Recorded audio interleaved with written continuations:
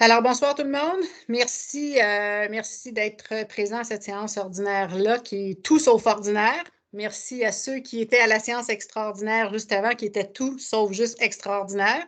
Alors, merci d'être là. On va partir la séance et je vais le faire tout de suite. Le point 1, prière, moment de réflexion. Je vais le prendre pour vous expliquer un petit peu la situation pour ceux qui viennent de se joindre à nous, qui n'étaient pas là à la séance extraordinaire à 19h30. On vous remercie beaucoup pour votre compréhension d'être en virtuel avec nous ce soir. En fait, l'histoire, c'est à 14h30 aujourd'hui. J'ai téléphoné au ministère des Affaires municipales pour demander ce qui se passait avec les nouvelles directives, si on pouvait tenir notre séance ou non. Ce sur quoi on m'a répondu, on ne le sait pas, on est en train de regarder ça. On m'a rappelé quelques minutes après pour me dire oui, il n'y a pas de changement au niveau du décret pour les municipalités. Vous pouvez tenir votre séance, donc en présentiel. Donc, parfait. Moins d'une demi-heure après, mon téléphone ressonne à nouveau. C'est à nouveau le ministère des Affaires municipales qui me dit « Madame Aymard, ce qu'on vous a dit il y a une demi-heure, c'est plus bon. Ça vient de changer, alors vous devez le faire en virtuel. » Donc, vous comprendrez qu'on a dû vous comprendrez. Je vois, M. Labelle dit nos caméras sont fermées. Non, nous, on voit toutes nos caméras ouvertes. Est-ce que quelqu'un pourrait écrire dans le chat si vous nous voyez ou non, s'il vous plaît? Je vais continuer de parler en attendant. Donc, tout ça pour vous dire, merci, M. Tédrel, parfait. Parfait, merci beaucoup. Alors, vous comprenez qu'on a dû, comme j'ai dit tantôt, en bon québécois, on a dû se revirer sur un dixaine et on remercie Claire Coulombe, la directrice générale, à qui on a donné des sueurs chaudes et froides en même temps parce qu'on a eu à peine quelques heures pour se virer de bord, trouver une plateforme, essayer de faire ça le plus en bidirectionnel possible, même si ce n'est pas parfait. Alors, on vous remercie pour votre compréhension, mais on est déjà super content d'avoir pu réaliser ça, le faire en direct et non pas le faire et le mettre sur le site web demain. Ceci étant dit, je vais faire quelques suivis de la dernière rencontre. Vous comprendrez que notre journée, notre après-midi a été vraiment chambardée. Je devais retourner chez moi, aller chercher mes notes, ce qui n'est jamais arrivé parce qu'on était en mode essayons de trouver des solutions. Alors, je n'ai pas malheureusement toutes mes notes de la dernière séance, mais je vais y aller avec mémoire. Au niveau, il y avait des questions au niveau du chemin du lac Labelle. Alors, bonne nouvelle, au mois de janvier, on rencontre le service d'ingénierie de la Fédération québécoise des municipalités qui va nous aider à partir le chantier du lac Labelle ainsi que le chemin Nantel dans le village. Donc, on part la machine, on lance le projet en janvier pour aller chercher les demandes de subvention. Ensuite, au niveau, on nous avait parlé beaucoup de comités de la culture. J'en ai glissé un petit mot tantôt dans la séance extraordinaire. On a Culture Laurentide qui va venir nous prêter main forte en janvier. La réunion est déjà planifiée. Elle devait se faire en présentiel. On comprend que ça va être en virtuel. Ils vont nous aider à démarrer notre comité de culture ici à La Belle. Ils vont nous guider pour faire notre politique de la culture, ce qui va nous donner des sous de la part du gouvernement. Donc, ce projet-là, on le part au mois de janvier et les citoyens vont être invités à se joindre à ce comité-là. Ensuite, au niveau de la montagne verte et du chemin du lac Baptiste, ça c'est un gros dossier, tout le monde connaît. Alors, on est sur deux fronts en même temps, on a parti deux démarches en même temps. La première, j'ai discuté avec la mairesse de Tremblant-Nord qui est super ouverte à trouver des solutions avec nous, donc travaillons ensemble. Et non seulement ça, on a convenu de faire appel à la MRC. Et à la fin janvier, on s'assoit avec la MRC. Ils vont nous aider sur ce dossier-là pour nous aider à trouver les meilleures solutions possibles et viables, tant pour eux à Tremblant-Nord que pour nous qui avons une grosse partie de la problématique sur notre territoire. Parallèlement à ça, Mme Coulombe a approché une personne qui a une forte expertise dans le tourisme durable. Cette personne-là va nous faire une offre de service justement pour nous aider, et de un, à partir le comité de tourisme durable, et de deux, nous aider à trouver des solutions, toujours pour la montagne et le chemin du lac Baptiste, en lien aussi avec la MRC. Donc, ça aussi, on a entrepris le chantier. Je pense qu'on s'est entouré des meilleures personnes pour nous guider, pour trouver des solutions durables qui vont nous faire plaisir à tout le monde aussi. Autre sujet qui avait été apporté lors de la dernière séance, c'était la vitesse excessive sur le chemin du lac Labelle et le chemin du Moulin. Alors, pour ceux qui ont utilisé dans la dernière semaine ces deux chemins-là, vous avez vu que les radars pédagogiques ont été installés. Ceux qui ne savent pas ce qu'est un radar pédagogique, ce sont les espèces d'écrans qui indiquent notre vitesse quand on approche. Alors, je me suis rendu compte, moi qui habite sur le chemin du Lac-Labelle, que je roulais peut-être plus vite que je ne le pensais. Alors, ce radar-là a vraiment sa raison d'être. Ensuite, vous l'avez peut-être remarqué tantôt, ceux qui étaient à la séance extraordinaire, c'est possible que les écrans gèlent de temps en temps. C'est vraiment hors de notre contrôle. On voudrait que ce soit fluide toujours, mais c'est possible que l'image gèle sur nos visages. Des fois, on est en train de faire une grimace, mais que voulez-vous, on n'a aucun contrôle là-dessus. Dernière chose, comme vous savez, on a dû se virer sur un dixième assez vite pour vous livrer cette séance-là ce soir.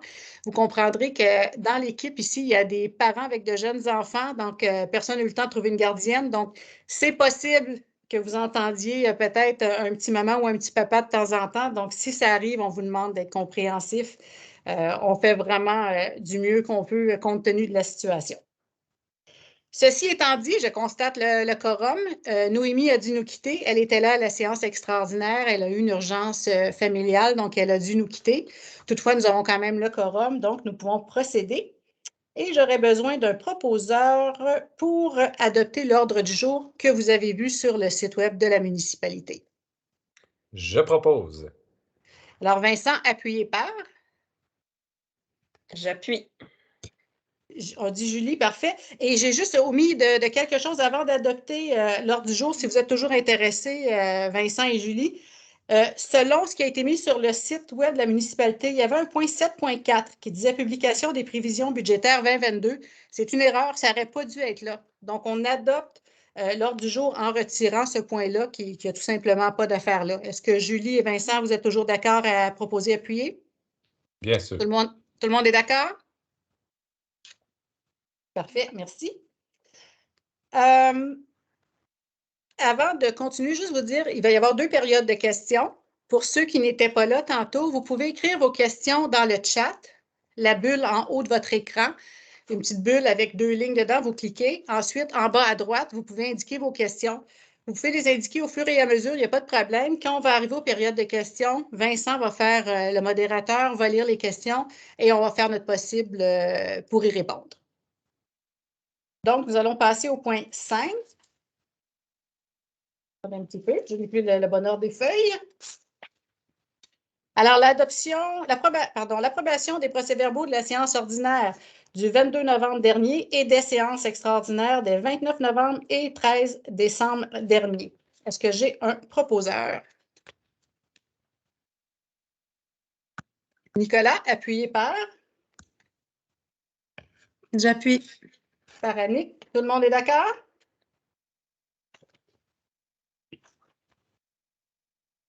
Là, s'il y en a qui m'entendent tourner mes feuilles, oui, je sais qu'on a un conseil sans papier, mais compte tenu de la situation, là, c'était trop pour moi avoir un team et avoir mon écran en même temps, donc je me suis permis de faire des copies papier. Alors, on passe au point 7.1. C'est le dépôt des rapports d'audit. Ce sont des rapports d'audit qui ont été faits par la Commission municipale du Québec sur toutes les municipalités du Québec. Donc, nous, on n'avait rien à faire là-dedans. C'est eux qui ont fait un exercice sur toutes les municipalités. Et la municipalité de Labelle était conforme en tout point. Donc, ça, c'est une excellente nouvelle. Donc, nous, tout ce qu'on doit faire, c'est déposer ces rapports d'audit-là ce qui nous a été demandé par la CMQ, la Commission municipale du Québec. Donc, le dépôt est maintenant fait. Le point 7.2, adoption du calendrier 2022 pour les séances ordinaires du conseil municipal. Donc, ce n'est pas compliqué. À chaque mois, ce sera le 3e lundi du mois. Les séances extraordinaires auront lieu les 3e lundis du mois, à l'exception de celle du mois de décembre, qui, elle, sera le 2e lundi du mois, de façon à ce qu'on n'ait plus de séance comme aujourd'hui, un 20 décembre qui est très tard là, pour faire sa séance. Donc, pendant 11 mois, ça va être le 3e lundi du mois. Le mois de décembre, ça va être le 2e lundi du mois. Et nuance, on avait eu des échos à l'effet que nos séances étaient un petit peu tard à 20 h. On vous a entendu. Donc, elles auront lieu à 19h30.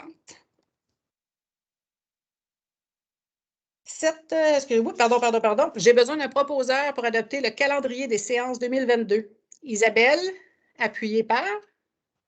Vincent, tout le monde est d'accord? 7.3, fermeture des services municipaux pour l'année 2022.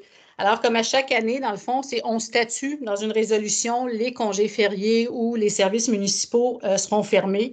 Je ne vous les lirai pas tous, là, on les connaît, là, Pâques, Patriote national, Noël, tout ça. Alors, la différence pour l'année prochaine, c'est que l'hôtel de ville, l'administration de l'hôtel de ville va être fermée du 19 décembre 2022 au 2 janvier 2023. On parle bien sûr de l'année prochaine. J'ai besoin de quelqu'un pour proposer l'adoption de la fermeture des services municipaux pour 2022. Nicolas, appuyé par Julie. Tout le monde est d'accord? Le point 7.4, radiation de factures diverses. À chaque année, quand on ferme les livres, on doit radier certaines factures pour différentes raisons. Cette année, le montant semble gros, soit 16 765,84, mais il ne faut pas penser qu'on est en déficit là-dessus. C'est qu'on on s'était permis d'envoyer une facture à un entrepreneur au montant de 15 000 et quelques dollars. Sachant que qu'on n'était pas certain d'avoir les sous à la base. Donc, effectivement, l'entreprise ne va payer la facture, ce qui était correct aussi. Donc, on va tout simplement radier. Donc, on ne tombe pas en déficit là, avec ça, pas du tout. On a radié ces factures-là. Si on enlève celle du 15 000 CUC, c'est 100 ou 1700 $ de factures radiées pour diverses raisons. Ça peut être des changements de propriétaire au niveau des comptes de taxes, tout ça. Donc, c'est rien de majeur, il ne faut pas s'inquiéter là-dessus. J'aurais besoin d'un proposeur pour la radiation des factures diverses. Je propose. Annick, appuyée par. Nicolas, merci. Est-ce que tout le monde est d'accord? 7.5. Alors ça, registre public des déclarations des élus, c'est une obligation que les municipalités ont avant chaque 31 décembre, avant chaque fin d'année, de signifier ce qu'ont reçu les élus en don ou quelque chose comme ça. Et ça, c'est tenu en vertu du code d'éthique, de la loi sur l'éthique et la déontologie des élus.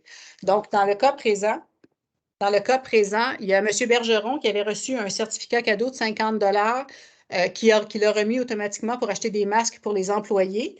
Et il a reçu aussi un cadre là, lorsqu'il a quitté son poste pour ses 16 ans de service de la part du TACL. Donc, la déclaration a été faite en bonne et due forme.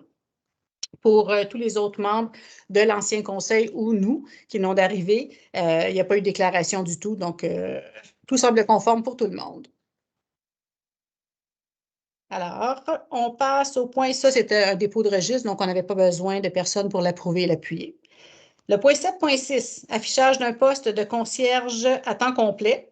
Alors, on passe en affichage pour un 40 heures. Ça va se faire probablement début janvier. Alors, si vous connaissez des gens qui pourraient avoir de l'intérêt à être concierge pour la municipalité, temps plein, 40 heures semaine. Ça pourrait être à temps. Désolée, je vois que ça pourrait être à temps partiel. Ça va dépendre de celle-là qu'on a en ce moment. Je m'excuse, c'est moi qui ai fait l'erreur. Vous êtes désolée, je devais vérifier mes choses et j'ai fait d'autres choses. Comme trouver la plateforme pour faire un direct ce soir. Oui, c'est ça. Mais non, mais je m'excuse, ça, c'est vraiment mon erreur, là, mais ça va être.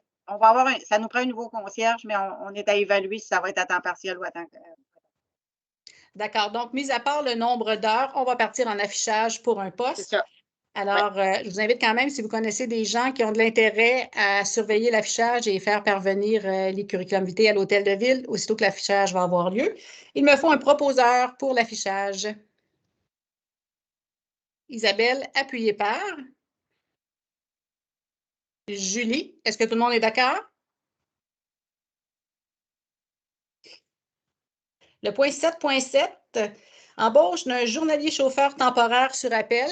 Alors, comme à chaque saison hivernale, on procède à l'embauche d'un journalier chauffeur temporaire sur appel qui est appelé, par exemple, lors de tempêtes de neige pour prêter main forte.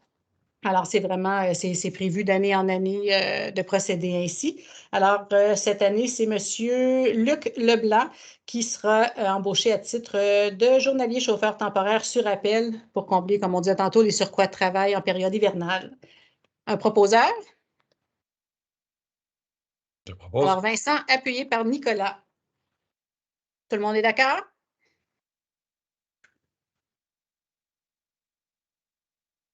« 7.8. Embauche de personnel pour la surveillance de la patinoire extérieure et du dôme. » Alors, cette fois-ci, c'est d'embaucher Mme Frédérique Lapointe, qui était déjà là l'année passée, ainsi que M. Jacob Charbonneau, à titre de surveillant pour la patinoire et le dôme pour la saison hivernale qui est à notre porte, soit une période approximative de 12 semaines. Est-ce que nous avons un proposeur? Isabelle, appuyée par Julie. Merci. Tout le monde est d'accord? Alors, le point 7.9. Alors, c'est la confirmation d'embauche d'un opérateur de machinerie lourde qui a terminé sa période de probation. Alors, c'est M. Dave Rochon qui avait été embauché le 16 août 2021 par résolution. Et puisque sa période de probation est terminée et que M. Rochon satisfait aux exigences du poste, nous passons donc à la confirmation d'embauche de son poste. Alors, est-ce que nous avons un proposeur? Isabelle, appuyée par Nicolas. Merci. Tout le monde est d'accord? Le point 7.10, l'Office municipal d'habitation, l'approbation du budget révisé 2021. Pour les habitués, ce n'est pas la première fois que vous voyez ça. C'est assez fréquent qu'il y ait des modifications à apporter au niveau du budget de l'OMH.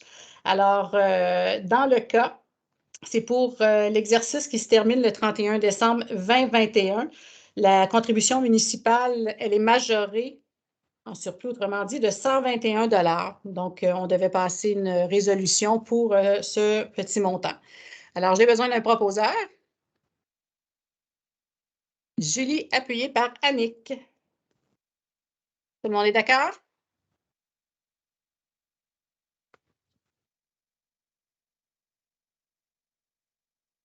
Le point 8.1, permis de voirie. En fait, c'est un automatisme que l'on doit faire auprès du ministère des Transports à chaque année avant la fin de l'année.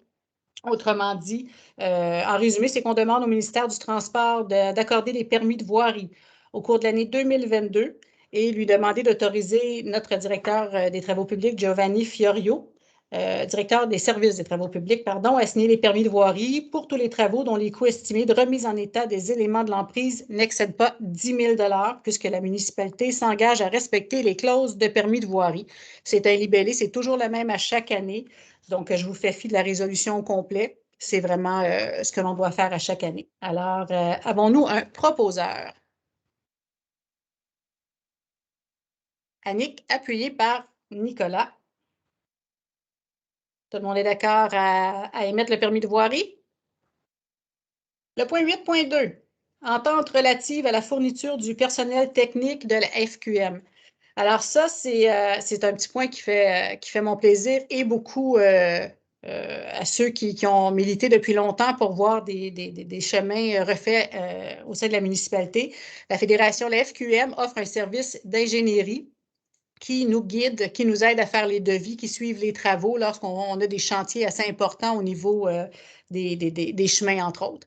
Alors, on procède à signer une entente avec eux et par la suite, on va déterminer le nombre d'heures qu'on va acheter. Juste vous dire, grosso modo, ça représente à peu près 99 $ de l'heure pour faire affaire avec la FQM. Donc, c'est un très bon prix compte tenu du marché et la FQM fait ça comme en regroupement. Donc, c'est très intéressant parce que la compétence, elle est là, elle est forte puisqu'on n'est pas les premiers à faire appel à eux. Ils se concentrent toujours sur la même donnée. Donc, ça, c'est une excellente nouvelle pour la municipalité de Labelle de se joindre au service d'ingénierie de la FQM. Alors, afin de conclure l'entente avec la FQM, j'aurais besoin d'un proposeur, s'il vous plaît. Isabelle, appuyée par Nicolas. Est-ce que tout le monde est d'accord?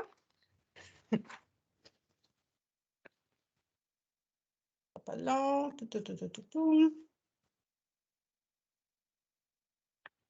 Je ne vais juste pas passer tout droit de la période de questions parce qu'elle ne figure pas dans mon ordre du jour. Je vais juste voir où elle est. Parfait, on continue. Alors, on est rendu au point 9.1. Mandat relatif à la collecte des matières résiduelles et recyclables. Alors, en fait, on a des conteneurs qui doivent se faire vider par chargement. Et le seul qui offre le service présentement ici, c'est RC Miller. Donc, on doit avoir une offre de service avec RC Miller qui va être de la période, je cherche, est-ce que c'est du 1er janvier au 31 décembre, Mme Coulombe? Merci. Alors, c'est pour signer l'offre de service avec RC Miller pour justement disposer des matériaux dans ces conteneurs-là. J'ai besoin d'un proposeur, s'il vous plaît. Nicolas, appuyé par Annick. Est-ce que tout le monde est d'accord? 9.2, renouvellement de mandat des membres du CCU, alors le comité consultatif d'urbanisme. Je pense que pas mal tout le monde sait ce que c'est. C'est le comité sur lequel siègent les gens de la municipalité ainsi que des citoyens. Et c'est là où ils vont évaluer des demandes, entre autres, de dérogation mineure pour émettre des permis. Alors, les gens qui renouvellent leur mandat sont Mesdames Christine Larouche, Diane Charette, Marie-Ève Labelle, ainsi que M. Hubert Clos, qui, eux, renouvellent leur mandat pour les 2 prochaines années. Alors, pour renouveler ces citoyens-là, j'aurais besoin d'un proposeur, s'il vous plaît. Isabelle, appuyée par Vincent. Merci. Alors, félicitations aux 4 personnes qu'on vient de nommer, parce que c'est un mandat quand même, ça peut être assez lourd par moment là, de prendre des décisions. Alors, merci beaucoup pour votre implication. On va arriver à la période, celle qui est souvent laborieuse, qui n'est pas drôle et tout ça, soit les demandes de dérogation mineure. Et là, on l'a fait au mois de novembre parce qu'on venait d'arriver, on l'a fait comme on a pu, mais là, on a décidé d'améliorer un peu la présentation. Donc, c'est Vincent qui va faire la présentation je crois, c'est des 4 ou 5 dérogations mineures et demandes de plan d'implantation et d'intégration architecturale. Donc, Vincent, je te laisse la parole. Je suis certaine que tu vas nous présenter ça d'une façon très intéressante. Ben, pas trop non plus, là. On va essayer de s'en tenir à l'essentiel. Bon, pour résumer rapidement, comme Vicky l'a dit, le CCU se rassemble une fois par mois et est composé de citoyens et d'un représentant de la municipalité, en plus de la directrice de l'urbanisme, et font leurs recommandations au conseil. Donc, tout ce qui est dérogation mineure, ce n'est pas des décisions arbitraires du conseil. On est soutenu par un comité. Donc, c'est des questions qui sont bien réfléchies à 2 reprises. Donc, avant que le conseil approuve, on se base donc sur l'expertise de citoyens et sur leur opinion et sur l'expertise de notre conseil d'urbanisme. Ceci étant dit, je vais vous partager une présentation parce qu'histoire de faciliter, plutôt que de lire la résolution, on va vous présenter les plans, donc à quel endroit se situent et les photos. Donc, de quoi il s'agit, ça devrait faciliter la compréhension de tous et chacun des différents dossiers. Donc, je vois. Attendons un instant. Je vais attendre qu'on me confirme verbalement, un membre du conseil, que le fichier PDF a bien téléchargé. On le voit? Oui? Ça Parfait. fonctionne. Ça fonctionne. On Donc, voit la on faute commence. d'orthographe aussi, on s'en excuse. Oups. Donc, la première, dérogation mineure au 1274 chemin de la Montagne Verte. Il s'agit d'une demande de dérogation mineure pour permettre la construction d'une cheminée attenante au bâtiment principal en cour avant. Le bâtiment sera construit en respectant les normes minimales d'implantation. Le secteur est boisé. La cheminée sera recouverte de matériaux nobles, pierres naturelles. Le bâtiment existant a déjà une cheminée à l'avant du bâtiment. C'est donc un règlement. Ce qu'on nous a expliqué, c'est que c'est un règlement qui est arrivé par la suite, à une époque où les cheminées ne s'intégraient pas. On voit le plan à la droite, comme quoi c'est une maison au design moderne et où la cheminée est bien intégrée au design de la maison. Donc, ça vient un peu contrecarrer le règlement qui voulait s'assurer qu'on n'ait pas des cheminées là, très, très industrielles moins attrayante à l'œil directement en façade des rues. On voit le plan ici. On voit donc que la maison est très éloignée du chemin. Donc, même si techniquement elle est en façade, elle n'est à peine visible du chemin. Donc, il a été recommandé par le CCU d'approuver la demande de dérogation, ce que le Conseil a donc suivi les recommandations du CCU et a décidé d'approuver la dérogation mineure pour l'implantation de la cheminée en façade de la nouvelle maison qui sera construite. La suivante. Excuse, Dérogation. Vincent, si je peux me permettre. Oui. Juste parce que là, c'est sûr qu'on a été pris de court un peu avec la séance comme on fait ce soir. Sauf que chaque dérogation mineure a été précédée d'un avis public où les gens étaient invités à apporter s'il y avait des commentaires à faire par rapport à ces dérogations-là. C'est sûr que dans les autres cas, on n'aurait pas pu le faire, mais là, comme les gens sont présents quand même, donc, s'il y avait des gens qui voulaient apporter des commentaires par rapport à ces dérogations-là, pourraient le faire ce soir. C'est juste que s'il y a des gens qui sont là ce soir pour apporter des commentaires, il faudrait qu'on le sache. Désolée, je n'étais peut-être pas claire, mais... Non, c'est très clair. Je pourrais apporter la technicalité. Probablement, j'inviterais peut-être Nicolas, qui est aussi habile avec Team, à surveiller pour moi, puisque moi, je ne le vois pas à l'heure actuelle. Si quelqu'un lève la main, si quelqu'un dans l'audience veut poser une question quant à spécifiquement sur les dérogations, pourrait le faire en levant la main. Et à ce moment-là, on pourrait lui permettre à cette personne-là de prendre la parole concernant spécifiquement la dérogation dont il est sujet. Est-ce que ça vous convient comme fonctionnement? Parfait. Merci. Donc, la suivante, dérogation mineure au 3500 chemin Lecomte. C'est une demande de dérogation. Désolée, c'est encore moi. Je veux pas. Est-ce que j'avais un proposeur et un appuyeur pour la précédente? Je propose. J'appuie. Parfait. C'est bon. Parfait. Écoute, pour simplifier, si ça te convient, Claire, on est désolé pour les gens dans l'assistance, on s'adapte à ce fonctionnement-là. Étant donné que c'est moi qui est le représentant de la municipalité au CCU et qui apporte ces dérogations-là, on pourrait tout de suite d'office considérer que je propose l'ensemble des dérogations mineures. Donc, on n'aurait que besoin d'un secondaire là, jusqu'à nouvel ordre. Parfait. Donc, la dérogation au 3500 chemin Lecomte, dérogation mineure de 3,02 mètres avec la ligne latérale pour régulariser l'agrandissement du bâtiment principal. L'agrandissement était non conforme. Il y a eu une erreur au permis en 2019 qui a été faite et suite au dernier plan de localisation, comme la plupart de vous le sachez, il y a eu un nouveau plan, une refonte cadastrale qui a été faite et on se doit de retourner en arrière pour rendre conforme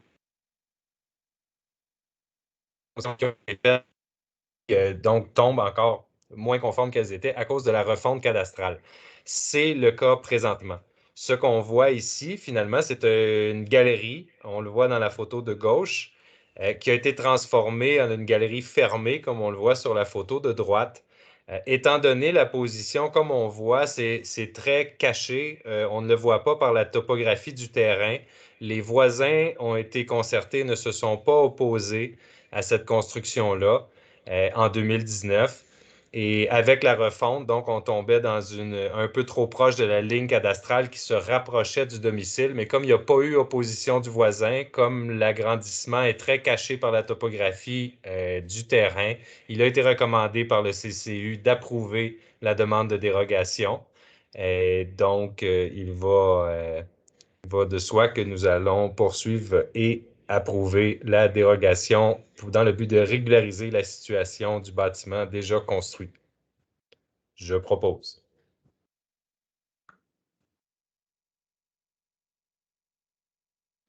Alors, appuyé par Annick. Tout le monde est d'accord, tout comme la précédente? Merci. Vincent, toi. La suivante, dérogation mineure au 11 821 chemin Chadrefer. Demande de dérogation mineure de 3,11 mètres et de 0,7 mètres avec les lignes latérales pour régulariser la transformation de l'abri en bâtiment principal. C'est un peu comme le cas précédent.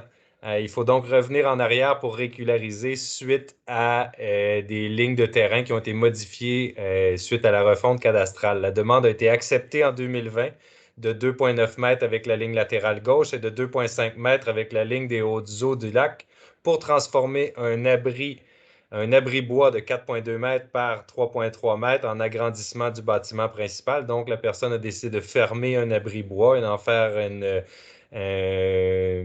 garage ou une remise adjacente fermée. Et suivant la réalisation du plan de localisation, les lignes de terrain se sont déplacées. Donc, on vient ici régulariser une situation qui était déjà présente. Donc, le bâtiment avait déjà, la modification avait déjà été acceptée en 2020. On ne vient que régulariser la situation ici. Encore une fois, le CCU a décidé d'accepter puisqu'il n'y avait pas eu d'opposition des voisins, ni d'atteinte à la jouissance des lieux, etc. Il a donc été recommandé d'accepter la dérogation, ce que le Conseil est en voie de prendre la résolution de faire. Je propose.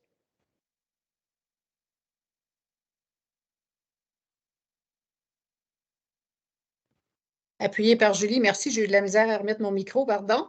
Alors, est-ce que tout le monde est d'accord? Vincent, ton dernier point?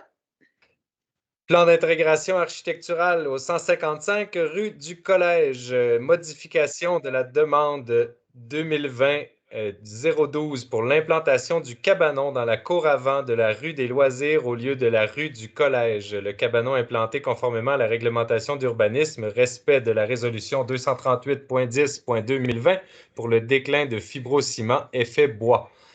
Finalement, ce qui s'est passé ici, c'est assez simple. Comme on voit sur la photo de droite, le cabanon, il a toujours été question qu'il soit à l'endroit où il est là. C'est un cabanon qui sert à entreposer le matériel de loisirs du service de garde de l'école. Par contre, il y a eu une erreur dans le plan. Si on revient à la photo de gauche, le plan qui a été présenté et accepté par erreur était le petit carré ici que je vous montre avec la petite main de ma souris, soit le cabanon, était face à la rue du Collège. Et ce n'est pas l'endroit où il se devait d'être implanté. Il devait vraiment être sur la rue des Loisirs, comme il est ici écrit au crayon à l'encre sur le plan. Et comme on voit sur la photo de droite, c'était une erreur dans le plan d'implantation. On vient donc régulariser la situation encore et approuver tel que convenu sur le plan et là où il est effectivement. Ça faisait pas vraiment de sens qu'il soit sur la rue du Collège, puisque la cour est bien adjacente à la rue des Loisirs et que l'impact visuel d'avoir un cabanon là, puisqu'il s'agit déjà d'un stationnement, ça ne troublait pas la jouissance des lieux du voisinage qui acceptent volontiers qu'il y ait un cabanon à jouets et ballons et autres accessoires de loisirs à cet endroit-là.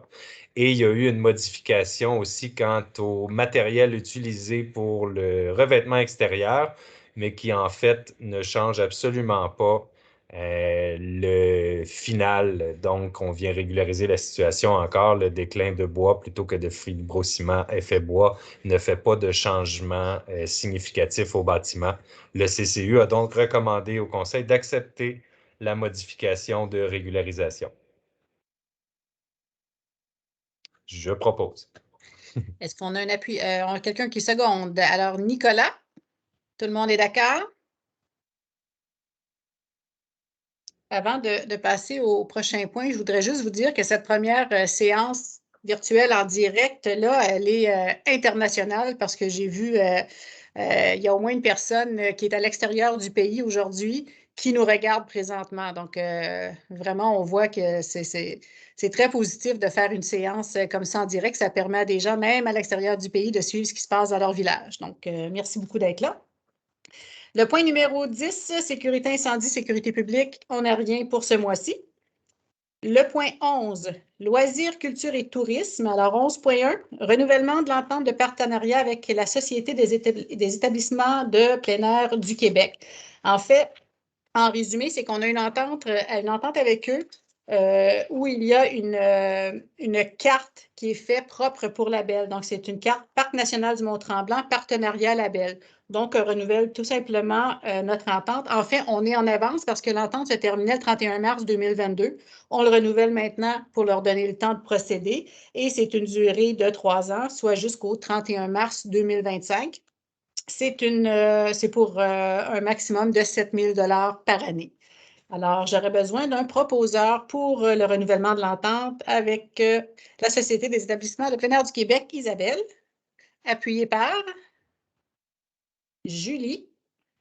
Tout le monde est d'accord? Alors, à la bibliothèque, on avait...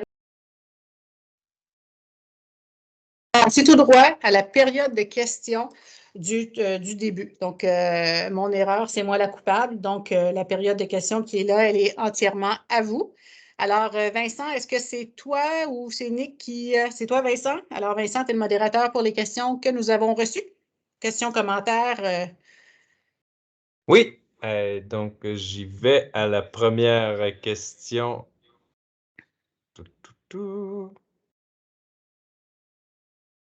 Voilà, la première question, courte et brève.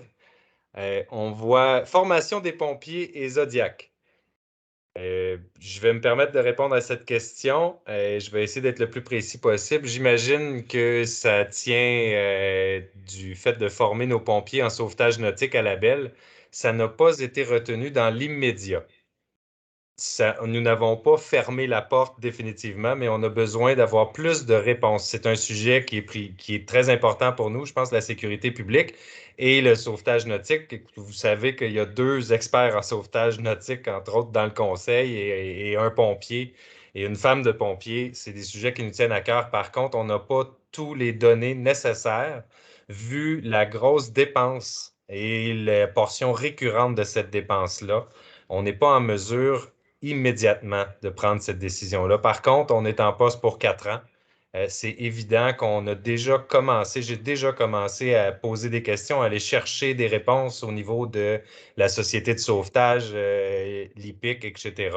Donc, on est sur le dossier, mais ce ne sera pas dans notre premier exercice budgétaire.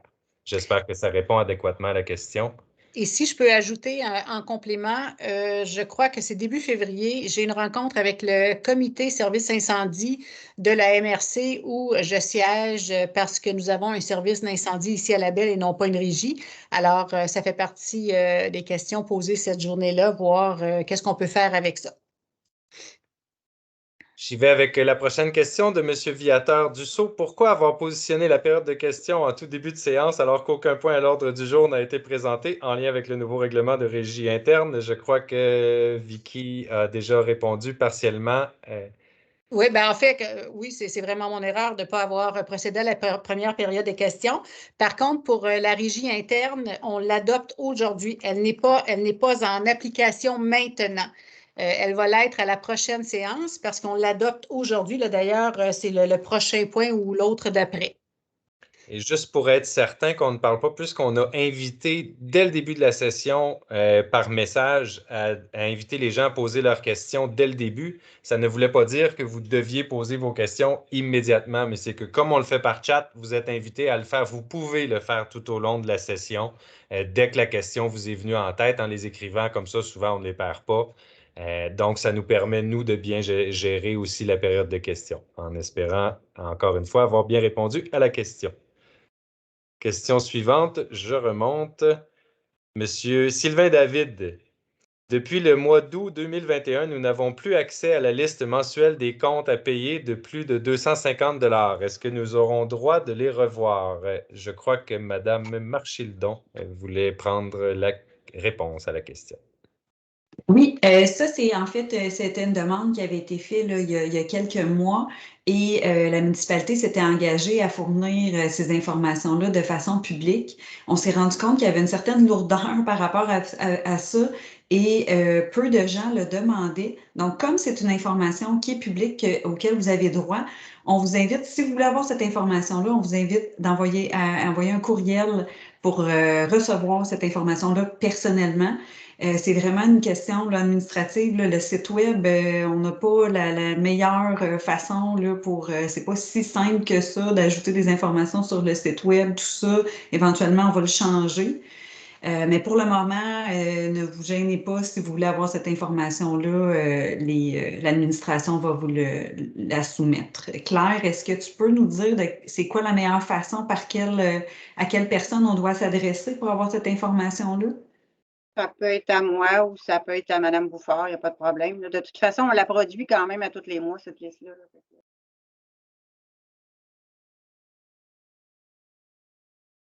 Merci beaucoup. Question suivante, Madame Anne-Marie Cousineau. Avant tout, merci d'avoir initié si rapidement une séance virtuelle publique. Merci des remerciements. Sur l'article 3 du projet de règlement à propos du vote dans les séances, est-ce que le résultat du vote sera donné au procès-verbal s'il y a un vote? Évidemment, contrairement à avant. S'il y a égalité, comment se tranche le vote? Avant, la proposition était considérée rejetée. Madame Aymard. Alors, oui, dans le procès-verbal, s'il y a un vote, les votes sont indiqués. Le nom de chaque personne avec le vote sont indiqués, sont consignés au procès-verbal. Comment? Le vote n'est pas dans la loi, c'est pas ça. C'est si la personne le demande à faire inscrire son nom, parce que normalement, c'est le nombre de personnes. Ce qui est en vertu de la loi, là, on n'a pas tenu de mettre qui est pour, qui est contre. C'est sûr que ça n'arrive pas souvent. De toute façon, on n'en a à peu près jamais de ça. Là. Mais puis les questions de Mme Cousineau par rapport à c'est juste la loi, c'est la loi qu'on applique. C'est pas une question de, on ne peut pas jouer avec ça dans le règlement sur la régie interne. Ça répond bien.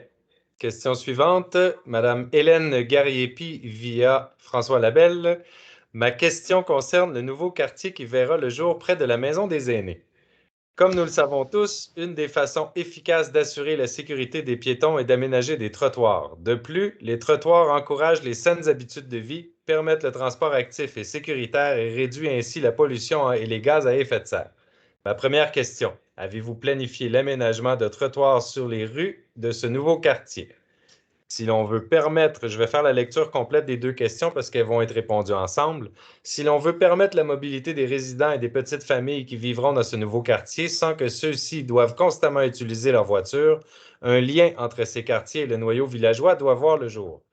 Avez-vous dans vos cartons un projet de type multifonctionnel pour permettre aux piétons, cyclistes, utilisateurs de quadriporteurs de se déplacer sécuritairement sur le boulevard Curie-Labelle entre ce nouveau quartier et le noyau villageois? Yes. Ben, dans le fond, c'est sûr qu'on va regarder toute la question des déplacements, dans le fond, là, actifs, comme on appelle, là, autant vélo, quadriporteur que de la marche. On a bien en tête les problématiques qu'il y a sur le boulevard Curie-Labelle. C'est sûr que le nouveau quartier est éloigné du noyau du village, mais on va regarder comment on pourrait peut-être là, avoir un certain lien qui soit déterminé. Mais pour l'instant, il est trop tôt dans notre mandat pour vraiment nous positionner là-dessus. C'est sûr qu'on veut garder une bonne place au transport actif, puis on veut être proactif, mais dans nos consultations publiques, il va y avoir vraiment un volet sur les transports actifs, puis on veut regarder vraiment qu'est-ce qu'on peut faire pour améliorer toutes les situations de déplacement dans tout le village, autant les trottoirs, le déneigement que les pistes cyclables. Donc, la mobilité durable, ça va être un gros dossier qu'on veut attaquer. Puis, c'est sûr qu'on va en tenir bonne compte dans les prochains développements là, de nouveaux quartiers. Merci beaucoup.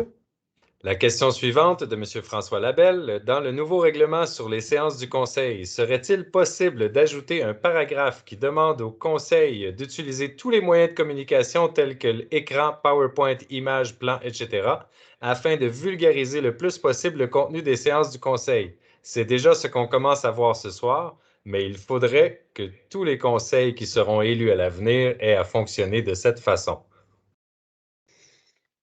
En fait, je ne suis pas contre, étant donné que c'est notre vision à nous. Oui, on pourrait mettre quelque chose, effectivement. On s'entend qu'on ne sait pas quelle formule ça va avoir, parce que là, on le fait sans public. Quand on va le faire en public, l'équipement qu'on va avoir, est-ce qu'il va nous permettre, je ne m'y connais pas beaucoup en informatique, M. Labelle, il faut me pardonner là-dessus, mais est-ce que ça va être possible de diffuser en présentiel et en même temps en virtuel? Je ne sais pas. C'est pour ça que j'ai comme, oui, l'idée est bonne parce que nous, c'est clair que c'est notre vision. Je vous dirais peut-être à court terme, je ne le mettrai pas juste parce que on ne connaît pas quelle va être notre façon de faire permanente après quand on va pouvoir revenir en présentiel, j'imagine, dans quelques mois, là. Mais je le garde en tête. On va le consigner, on va le garder en tête pour voir comment on pourra faire quand on va avoir la façon permanente de procéder là, d'ici quelques mois. Je ne sais pas, qu'est-ce que vous en pensez, l'équipe? Mais selon ma compréhension aussi, c'est que même si on fait un règlement municipal en ce moment, pendant notre mandat, l'autre équipe d'après pourrait refaire le règlement et le changer. Donc, ça ne serait pas nécessairement permanent si le conseil change. Mais nous, de toute façon, c'est notre vision. Donc, vous allez voir différentes améliorations tout au long de nos séances de conseil. On n'a pas fini de le faire, là. Donc, mais de le faire en règlement, il faudra en discuter parce que j'ai pas l'impression que ça vous protégerait, vous, en tant que citoyen, parce qu'aussitôt qu'il y aurait un nouveau conseil, à ce moment-là, le conseil pourrait simplement effacer ce règlement-là puis recommencer à zéro, là. Donc, disons, M. Labelle, que une équipe transparente et à rester impliqué au niveau politique pour les citoyens. Merci. Question suivante, François Labelle. Le radar pédagogique sur le chemin du Boulin n'est pas bien situé. Il est tout de suite après une courbe et est sur un poteau très éloigné du chemin. À cause de cela, on voit la vitesse à la dernière minute alors que cet appareil peut normalement nous détecter beaucoup plus tôt. Je devine que la question pourrait être est-ce qu'il est possible de le replacer et ou pourquoi il est à cet endroit-là? Nicolas a levé la main pour y répondre. Ouais. Mais dans le fond, le commentaire de M. Labelle, il est très pertinent, puis on va en tenir compte, là, mais à noter que c'est vraiment des systèmes qui sont faits pour être non permanents, en fait, qui peuvent être déplacés. Je pense que c'était dans l'optique un peu de pourquoi ce système-là a été acheté. C'est qu'on va pouvoir le bouger puis le mettre à plusieurs endroits. Donc, effectivement, là, il y en a un qui semble peut-être un petit peu caché par des arbres, mais pour avoir passé là, je dirais que moi, j'ai vraiment ralenti, puis il me semble là, très efficace pareil, mais c'est sûr que ça va bouger, puis c'est pas quelque chose qui est coulé dans le béton. Là. Fait que c'est à voir. Vous allez peut-être être surpris de les voir bouger là, au cours des mois puis au cours des années qui viennent. En fait, je vais juste conclure sur ce que Nicolas dit. Je ne l'ai pas vu, je ne suis pas passée là pour voir exactement où il est. Par contre, comme on dit, ils sont faits pour être déplacés. Donc, on va plutôt jouer à Où est Charlie dans le village de Labelle au cours des prochains mois. Mais je vais aller voir en fin de semaine, M. Labelle, il est où, voir ce que ça donne quand on arrive, quand on le voit à la dernière minute, comme vous dites. Là, je vais aller voir. Parfait. Donc, la question suivante, est-ce qu'il y a période de questions? Oui. Qu'adviendrait-il du service des loisirs étant donné l'absence de la directrice et le départ de M. Fourier? On a Mme Marchildon qui s'était proposée pour répondre à la question. Évidemment, on s'est tout de suite posé la question, surtout après le départ de Christophe, qu'est-ce qu'on allait faire. Donc, le poste technicien loisirs va être affiché sous peu. Et pour la direction des loisirs, ben, ça va être vraiment par mandat. Là, notre plus grande préoccupation qu'on avait pour le moment, c'était de remettre sur pied le comité sur le tourisme durable. Donc, c'est pour ça qu'on a trouvé une ressource qui allait nous aider, là, que vous allez rencontrer sous peu.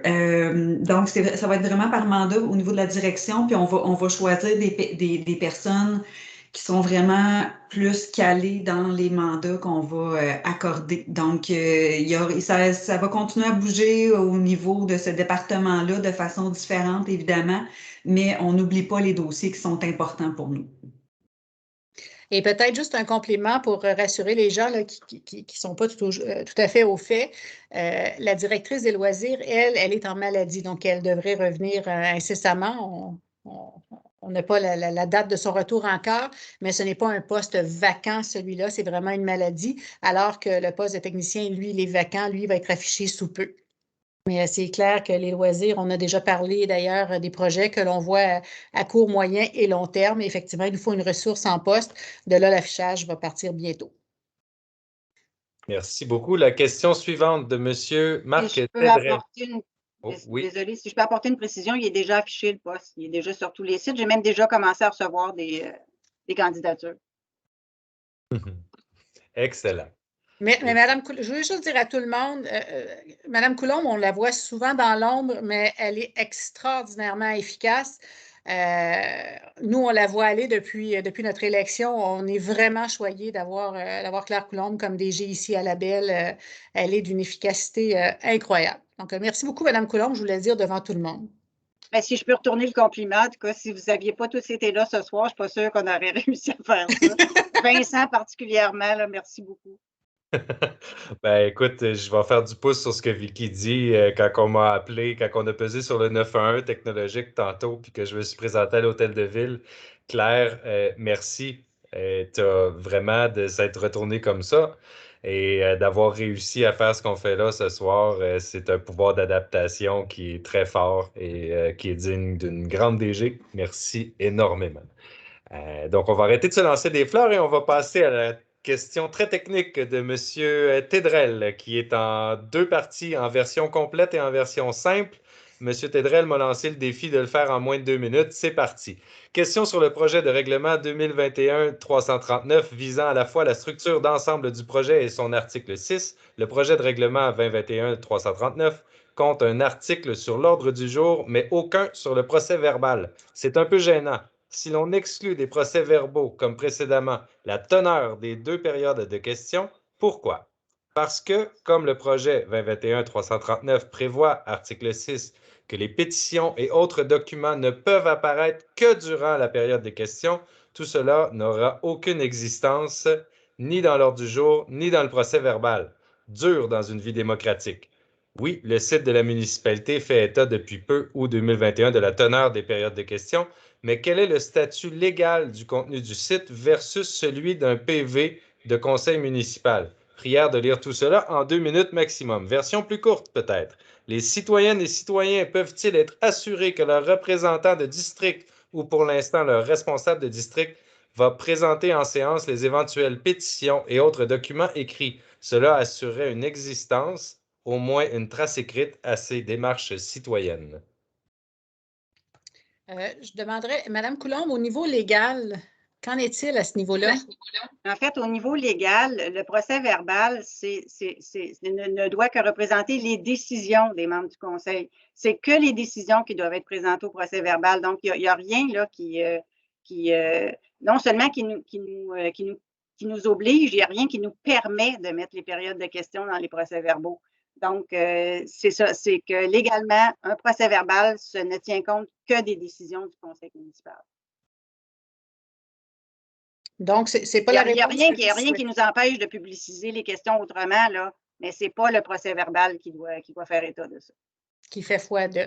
Bien, M. Tedrel, si vous avez des idées, j'espère que j'ai bien prononcé votre nom de famille, là. Si vous avez des idées, on est preneur parce que je comprends bien l'essence de votre demande, c'est de s'assurer que s'il y a une pétition déposée, qu'elle soit consignée officiellement quelque part, que ça reste dans les archives officielles quelque part. Donc, nous, notre côté, on peut regarder ce qui peut être fait, mais si vous avez des idées, on est preneur aussi. Donc, on est très ouvert à ce commentaire et en fait, on a promis transparence et une saine gestion de la municipalité. Je pense que cette question-là était tout à fait légitime et qu'on va s'y pencher sérieusement pour avoir des outils qui vont satisfaire à tout le monde. Il y a une précision, pour terminer, il y a une précision de Mme Cousineau, Anne-Marie, appuyée par Jannick Nantel. Ce qui m'intéressait dans la question posée n'était pas de savoir les noms, mais le nombre de membres qui a voté pour ou contre une proposition. Et on n'a pas répondu à la question de comment se tranche le vote s'il y a égalité.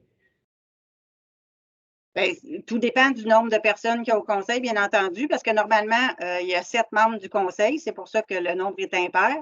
C'est toujours les 6 membres du conseil qui votent. Normalement, la mairesse ne vote pas. S'il y a un cas d'égalité, elle va voter, puis c'est elle qui va faire basculer la décision dans un sens ou dans l'autre.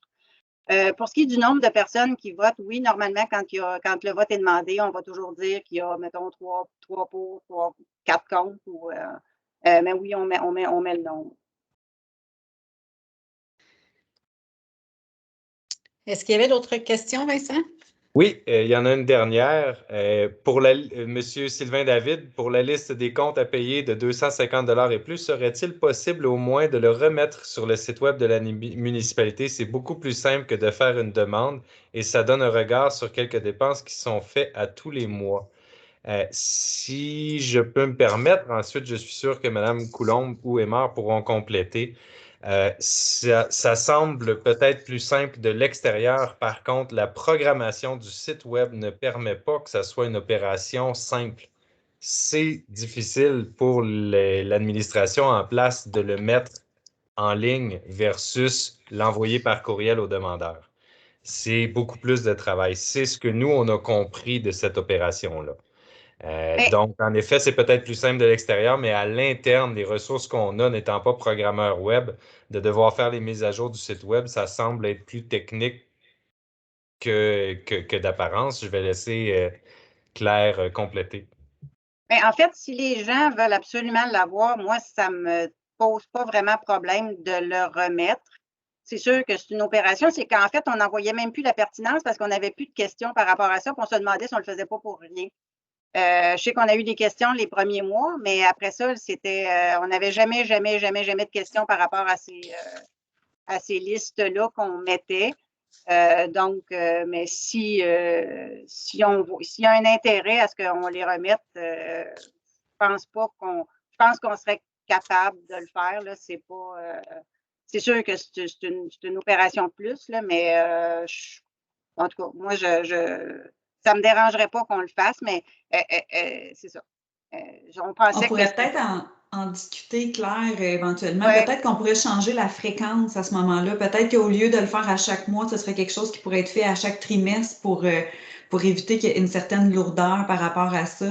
Dans le fond, on va voir, on va répondre peut-être à la prochaine séance, là, arriver au meilleur compromis pour que vous ayez accès à l'information sans que ce soit trop lourd, parce qu'il semble qu'il n'y a pas tant de gens qui le demandaient. Donc, on va arriver à un compromis qui fait que ceux qui le demandent ont accès, mais sans que ce soit trop lourd pour l'administration. Puis on va vous revenir à la prochaine séance. C'est ce que je propose si ça convient à tout le monde. Parfait pour moi. Question suivante de M. François Labelle. Question pertinente et je vais pouvoir commencer une réponse aussi. Est-ce que vous allez considérer d'utiliser des questions en direct rapidement pour les séances du conseil parce que c'est difficile de répliquer ou de demander plus de précision dans la façon qu'on le fait là? Évidemment, comme l'a dit Vicky en introduction, on a improvisé à partir de 3h30 cet après-midi. Donc, il a fallu réfléchir vite. Qu'est-ce qui était la meilleure façon? On sait que ça a été demandé d'avoir des questions en direct. C'est la méthode la plus rapide qu'on a trouvée pour pouvoir gérer, pour pouvoir tester. Puis comme on l'a dit, on va évaluer. Ce n'est pas la façon finale aujourd'hui, c'est la façon gestion de crise. Donc, évidemment qu'on va y penser. On a participé, certains d'entre nous, à des réunions où plutôt que de poser la question dans le chat, les gens ne faisaient que lever la main, puis à tour de rôle, on faisait ouvrir la caméra et les micros aux gens. Il y a des fois, ça se passe très bien, il y a des fois, c'est le chaos. Ça dépend beaucoup des gens présents dans la salle et tout. À date, on voit la qualité des questions, elles sont pertinentes, elles sont précises. Je crois qu'on peut faire confiance aux gens. Évidemment qu'on va considérer ça. On aime ce qu'on fait, puis on aime répondre à vos questions. Je pense que ça paraît, là, tout le monde ici a du plaisir à vous répondre. Donc oui, on va vraiment tester différentes méthodes et on vous remercie d'accepter notre prototype gestion de crise ce soir. Est-ce qu'on avait d'autres questions, Vincent? Non, pas pour l'instant. Pour mettre fin à la période de questions, est-ce qu'on fait un peu comme un encan? Une fois, 2 fois? Est-ce qu'il y a une troisième fois? Est-ce que quelqu'un pose une question? Dernière chance? Oh, il y en a une qui vient de rentrer. C'était drôle. Commentaire. À lire comme avec une question, s'il te plaît, Vincent, qui relève tous les défis dans la rédaction du projet de règlement 2021-339. Un effort pour parler de membres du conseil a été fait, mais il est encore question du président, d'un élu, etc. Un petit effort du côté de l'écriture inclusive serait appréciable. C'était le commentaire. Non, c'est la question. Merci. Effectivement, on essaie de s'adapter. Je pense que tout le monde s'adapte un peu ici. Moi, je suis le premier à adorer tout moderniser dans le langage. On essaie de s'adapter, en effet. Surtout qu'on a une mairesse et non pas une maire, comme il se fait ailleurs chez nous. On a une majorité de conseillères. On en est très heureux et très fiers. Je pense que Nicolas et moi, on a une fierté personnelle d'être en minorité masculine. On aime ça. On apprend des conversations en privé qu'on n'aurait pas lieu entre gars. C'est magnifique de vivre ça, un locker room de filles. Alors, voilà. Je voudrais juste ajouter, M. Tédrel, merci pour la question-commentaire. Définitivement, Mme Coulombe, le commentaire de M. Tédrel est pertinent. Là, on va procéder à l'adoption du règlement. Est-ce qu'on peut l'adopter en disant qu'on va mettre élu ES un peu partout? Comment on doit procéder? Normalement, quand on adopte un texte, il est complet tel quel, là, on adopte tel quel. Je comprends, là, bon, c'est la première fois qu'on procède comme ça, puis je comprends aussi que le projet a été déposé juste à la séance extraordinaire de la semaine passée parce que le Conseil voulait aller rapidement dans ce dossier-là pour enlever la prière et tout, là, et simplifier le règlement. Sauf que ça serait le fun d'avoir les questions par rapport au règlement qu'on va adopter avant la séance. Parce qu'à la séance, c'est rendu vraiment le moment de l'adoption. C'est pas plus le temps de les modifier. Les règlements là, sont faits. Puis donc, si les gens, à partir du moment où on dépose les projets de règlement, si les gens ont des questions, bien, ça serait le fun qu'ils nous les écrivent avant. Comme ça, on aurait le temps de s'adapter et de modifier les règlements là, avant leur adoption. Bon, alors, ce qu'on va faire, on va l'adopter comme tel, mais M. Tédrel, Mme Cousineau, j'ai eu une petite pensée pour vous, même avant que vous écriviez votre message. On va le retravailler. Je ne vous dis pas qu'on va refaire l'avis de dépôt le mois prochain, mais on va le retravailler effectivement pour l'amener là. Puis, au cours de l'année, on va le réadopter avec les modifications pour y donner, pour le féminiser un petit peu. Alors, merci du commentaire. Vraiment, je suis déçue moi-même de l'avoir échappé, celle-là, parce que c'est quelque chose pourtant qui me tient à cœur. Donc, merci beaucoup. Puis, on en prend acte et on va le retravailler au courant de l'année, promis.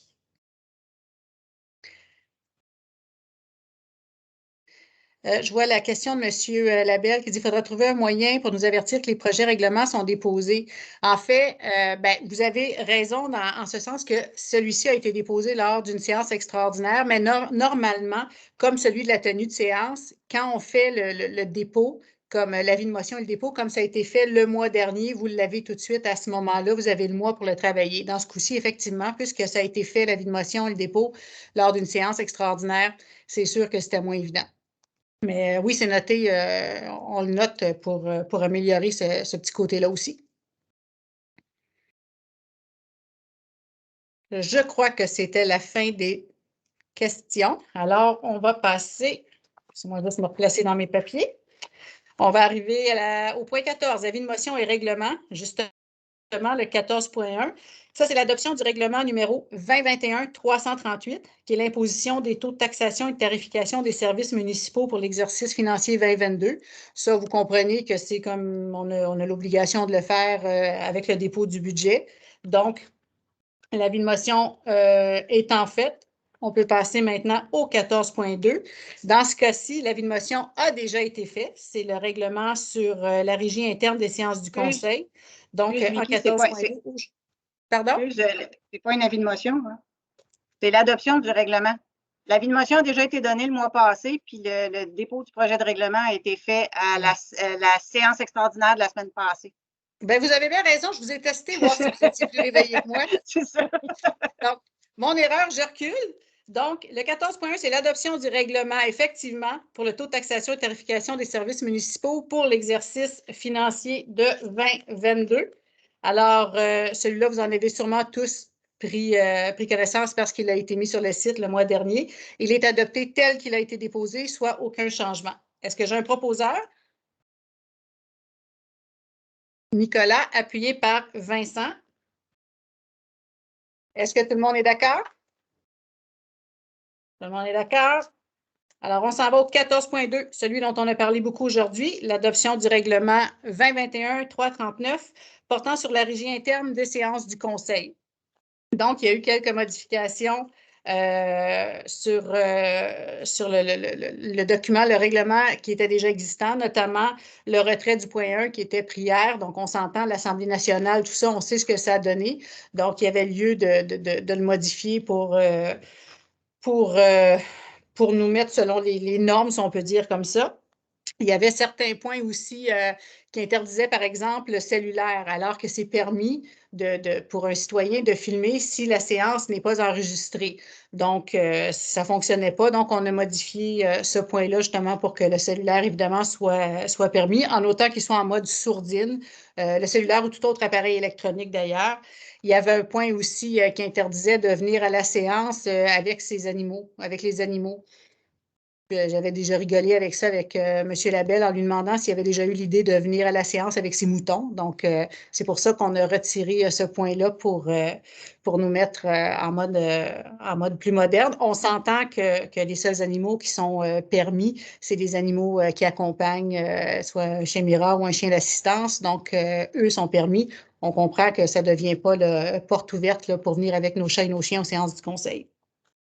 Donc, ceci étant dit, il me faut un proposeur pour l'adoption du règlement sur la régie interne des séances du Conseil. Alors, Isabelle, appuyée par Julie. Est-ce que tout le monde est d'accord? On arrive donc à la partie des comptes, le point 15. Donc, le 15.1, autorisation de dépenses et de paiement comme à chaque mois. Alors, après un examen des dépenses par le Comité des finances, le Conseil autorise les dépenses ainsi que leur paiement tels que présentés pour le mois de novembre 2021 au montant de 790 368,64. Est-ce que j'ai un proposeur? Nicolas, appuyé par Annick. Merci. Est-ce que tout le monde est d'accord? Alors, au point Varia, nous n'avions rien. On revient donc avec une période de questions.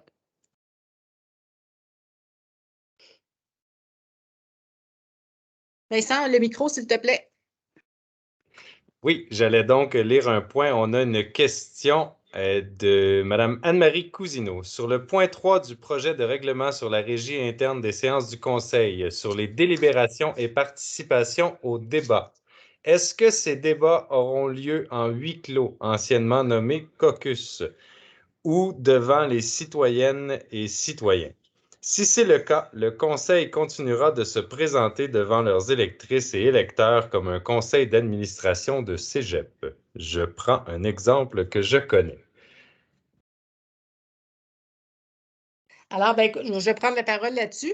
Le caucus demeure parce qu'on a besoin du caucus pour discuter d'un million de choses, que ce soit de correspondance ou peu importe les choses. Mais ce qu'on s'est engagé à faire, nous, c'est que s'il y avait un point sur lequel on n'était pas d'accord en caucus, c'est qu'on serait transparent lors de la séance et la personne le dirait. Si, par exemple, je ne sais pas, moi, Julie était contre... je ne sais pas moi, un projet de trottoir, j'invente. Julie a la liberté et la responsabilité de le dire qu'elle s'était prononcée contre. Donc, c'est la façon où nous, on veut aller vers la transparence, c'est comme ça. Le caucus va demeurer parce qu'on a regardé tout ce qu'il y a dans le caucus. C'est impensable de faire ça publiquement. Ça finirait plus de finir. C'est très nominatif aussi. On va parler beaucoup de ressources humaines, tout ça. Donc, même s'il y a une partie qui, oui, pourrait être faite publique, nous, ce qu'on fait comme choix, c'est de rendre cette partie-là publique lors de la séance, puis d'être assez transparent si on n'est pas d'accord sur certains projets. Si je peux compléter la réponse de Vicky, ne venant pas, moi, du milieu politique, n'ayant pas l'expérience de Claire, de Vicky, c'est une question qui, avant de me joindre à ce monde-là, me tenait énormément à cœur. Je me disais, mais comment ça se fait? On appelait ça aussi dans certaines villes la plénière. Et à le vivre, on comprend. Pendant le caucus, on rencontre les directeurs de services qui nous exposent leurs problématiques et là, on discute de problèmes sur le terrain. Des fois, il est question d'employés, des fois, il est question d'interprétation de règlements. Alors, c'est un peu normal, comme dans n'importe quelle entreprise, comme dans n'importe quel gouvernement ou même municipalité, qu'il y a des questions qui se fassent pas dans le but de cacher de l'information, mais derrière des portes fermées. Par contre, ce qui est important, c'est d'avoir un désir d'avoir une grande transparence et de dire s'il y a des désaccords. Nous, en équipe, on a pris l'engagement de soulever, comme le disait Vicky, d'avoir toujours la liberté de dire notre opinion et de le dire en conseil et d'être transparent avec les citoyens. Donc, c'est un peu la réalité. C'est un peu inévitable qu'il y ait des discussions qui se fassent derrière des portes closes, souvent donc dans les présentations des projets des différents directeurs de services ou des différentes directrices concernant des problématiques concrètes. Prochaine question, Vincent. Oui, Vincent, tu dis que la formation des pompiers coûte trop cher. As-tu des chiffres? Je voudrais apporter la précision, ce n'est pas trop cher, mais bien très cher. Donc, oui, on a des chiffres préliminaires.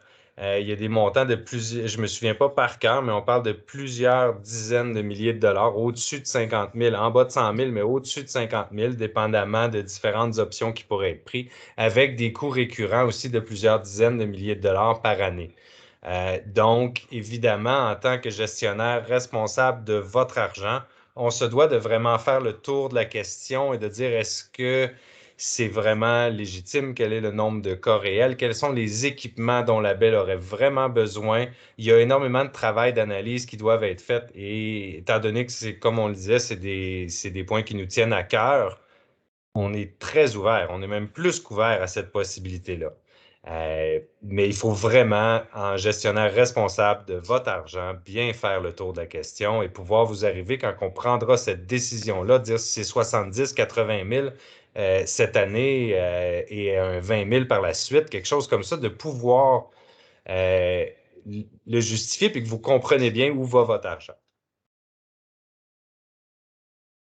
Question suivante. Pourquoi ne pas prévoir une seconde période de questions plus longue que la première? À ce stade de la séance, les citoyens et citoyennes ont pu mieux comprendre les enjeux à l'ordre du jour. On peut toujours raccourcir s'il manque de questions.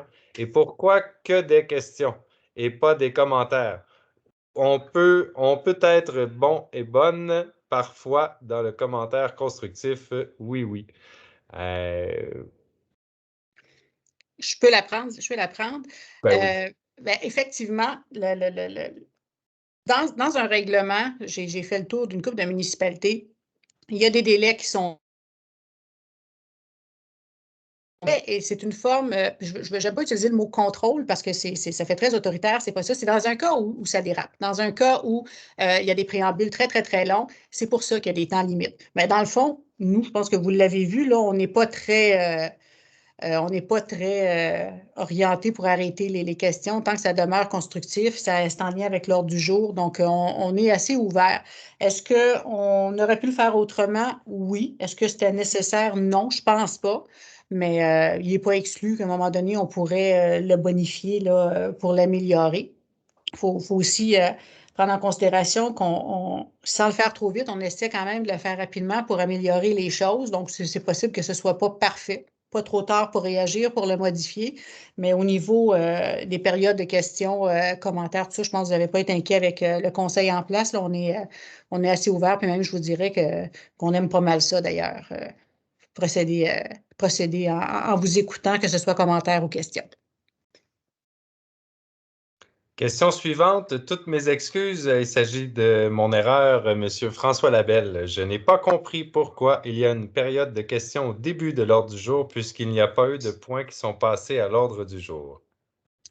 Je vais répondre, c'est une bonne question, ça, parce que dans une autre vie, alors que j'étais dans une autre municipalité, c'était comme ça et j'avais posé la question.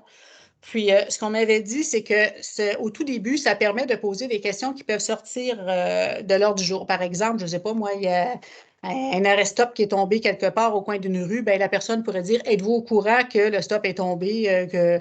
Bon, ça pourrait être tout simplement ça, une question qui n'est pas nécessairement reliée avec l'ordre du jour. Quoi qu'on s'entend, quand il y a un truc comme ça, hein, vous décrochez le téléphone, vous appelez la municipalité, vous n'attendez pas la séance du conseil, mais ça vous donne un exemple du pourquoi il y a cette période de questions-là. Donc, on pourrait l'enlever à un autre moment quand on va retoucher encore au règlement, mais je pense que plus il y a de périodes de questions, plus le monde est heureux.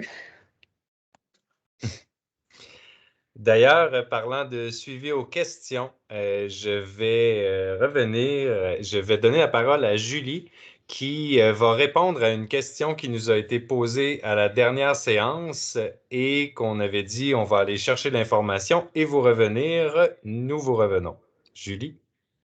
On avait reçu une question de Mme Despart qui avait suscité aussi l'intérêt de Mme Cousineau à la dernière séance du Conseil concernant la pratique d'activités de plein air sur le Petit Train du Nord. Donc, la question était, est-ce que il va y avoir des activités de plein air, on ne parle pas de motorisé ou quoi que ce soit, là, vraiment actives sur le Petit Train du Nord cet hiver? On a étudié la question, donc on vous présente un peu toutes les étapes que ça prend pour arriver à cette action-là. Donc, il faut avoir une signature d'un bail avec la MRC pour obtenir les droits d'y avoir des activités. Il y a au niveau des changements de clôture, ça paraît anodin, mais les clôtures actuelles ne permettraient pas nécessairement que des personnes en ski de fond puissent passer, mais qu'on évite que des personnes en VTT ou en motoneige passent en même temps. Donc, ça prendrait un autre système de clôture sur notre portion du Petit Train du Nord. Il faut acquérir des assurances. On l'a vu cette année, les assurances de la municipalité ont augmenté. Donc, c'est quand même des coûts qu'il faut prévoir. Donc, s'ils n'ont pas été prévus dans le budget précédent, ben, c'est quand même quelque chose qu'il faut planifier. Pour le moment, les modèles qui ont été utilisés sont très, très coûteux. Si on regarde, on compare avec la municipalité de Saint-Faustin qui a à peu près la même distance à entretenir. On parle des coûts de 20 000 de la façon que c'est le modèle qu'ils ont utilisé. Donc, ils sont allés vraiment avec une firme externe ou un organisme. Là, ils leur ont donné un contrat et ça coûte autour de 20 000 par année, ce qui est quand même très coûteux. Nous, on a vraiment l'intention de voir tous les partenariats possibles avec les différents organismes de la municipalité de Labelle. On sait que les citoyens, ils veulent avoir ce service-là, puis on est convaincus qu'il y a des gens qui vont nous aider à le faire sans que ça nous coûte 20 000 $. Donc, c'est une question qu'on va soumettre et qu'on va discuter dans le comité de du tourisme durable qu'on va remettre en place éventuellement. Donc, malheureusement, je suis obligée de vous dire que pour cet hiver, c'est pas un projet qui va être possible, mais que c'est quelque chose qu'on va se pencher rapidement pour voir si c'est possible pour l'hiver prochain. Puis, on invite évidemment tous les citoyens qui ont un intérêt pour que cette activité-là soit viable, de nous proposer des solutions pour réduire les coûts, pour augmenter les chances que ce projet-là ait lieu éventuellement. Et aussi, un pas en arrière, il faut avoir un bail pour ça. C'est la MRC qui s'en occupe pour nous. Pour l'instant, le seul bail dont on dispose, nous, c'est celui pour les motoneiges. Donc, mais c'est faisable, j'ai vérifié, c'est faisable d'avoir le bail pour le ski de fond, mais comme Julie disait, il y a des coûts derrière ça, puis il faut bien réfléchir, puis on va le faire en collaboration avec le comité de tourisme durable. Merci beaucoup. Question suivante, et je vais y répondre parce que finalement, je crois qu'elle a été répondue par les interventions de Julie et Vicky. Et si quelqu'un, mais je tiens à la poser quand même parce que c'est très intéressant, et si quelqu'un vous faisait une offre de traçage bénévole et gratuite, quels seraient les obstacles résiduels? On l'a dit. Je pense que ça démontre à quel point nos citoyens sont merveilleux, là. Puis il y a déjà le fun à Labelle. Il resterait les assurances, les clôtures qui doivent être un système de clôture adapté, donc qui empêcherait motoneige, mais qui permettrait ski de fond, tout en pouvant s'ouvrir pour laisser passer les dameuses. Donc, assurance, clôture et bail. Ça serait les 3 obstacles résiduels qui resteraient. Donc, il resterait quand même des coûts assez substantiels, mais c'est avec des offres comme ça qu'on finit par monter des projets. Puis je pense qu'il y a une volonté du conseil de développer des attraits comme ça. Il faut juste bien le faire. Je vais me répéter, mais on gère votre argent. Donc, il faut vraiment trouver les meilleures façons de le faire. Mais c'est exactement avec des offres comme ça qu'on finit par créer des belles choses. Merci beaucoup, Monsieur Tédrel, et on va vous inviter à communiquer avec nous si vous avez des belles idées comme ça. Question suivante de Monsieur Yvan Guindon. Allez-vous présenter l'effet sur le compte de taxes du nouveau taux de taxation de l'exercice 2022 avec des exemples concrets comme il se faisait dans les années antérieures? Alors, Mme Coulombe, si je ne me trompe pas, dans ce qu'on va publier avec le compte de taxes, il va y avoir des informations à cet effet-là? Oui, en fait, ça avait été fait, les calculs avaient été faits exactement comme les autres années. Je pense que Noémie les avait en sa possession. Moi, je les ai malheureusement pas avec moi, mais je sais que ça avait des effets minimes, là. Je pense que l'augmentation, on fait toujours des simulations sur une propriété de 180 000 et une propriété de 325 000. Et ça donnait à peu près 5 de mémoire, là, l'augmentation, parce qu'il y avait vraiment, en tout cas, c'était dépendamment de s'il était desservi ou pas, mais c'était vraiment minime sur le compte de taxe. Je pense même.